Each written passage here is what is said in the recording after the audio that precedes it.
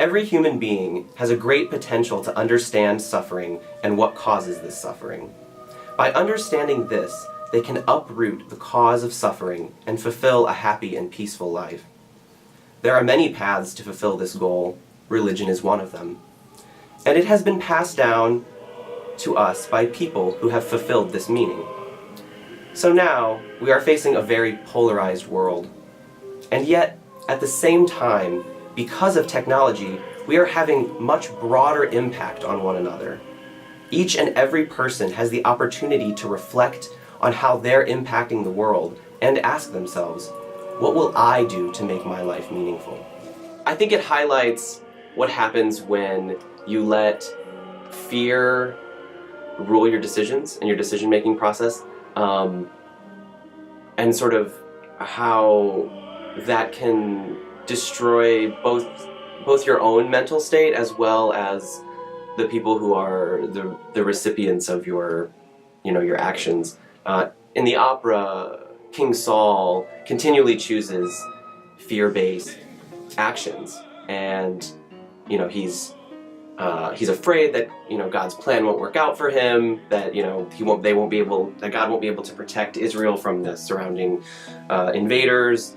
He's afraid that he's going to lose the throne, lose control, and so he kind of spirals out of control, and it breaks down his mental state. He descends into madness, and as a result, he loses everything he was trying to cling to.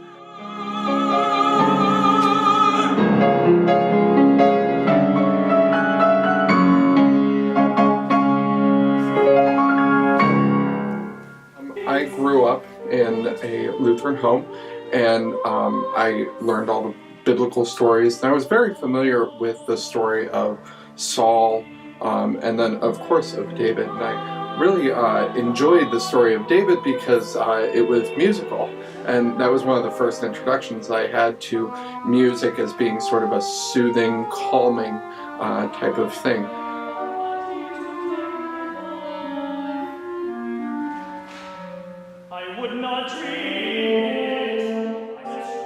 For students in the audience, I hope that they get a feeling of what it's like to see new work getting created and the excitement that surrounds that.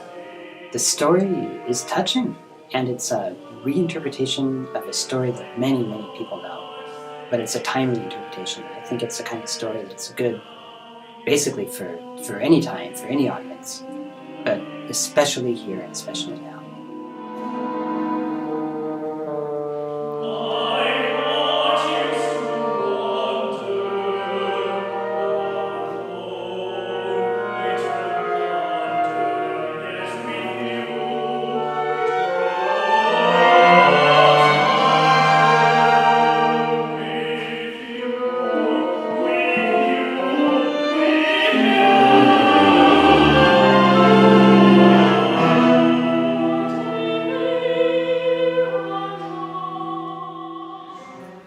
I think one thing that's really fantastic about the Lyric Theater Department is our dedication to new works like this and our collaborative spirit. So for instance, right now we have the composition department. We have Lucas Marshall Smith, who's of course the composer for this fantastic new work. We are working with Illinois Modern Ensemble, which is a total dream, and Dr. Stephen Taylor conducting. And we're collaborating with Level 21, who has been really gracious in working with us with props and costumes, and letting us stage management.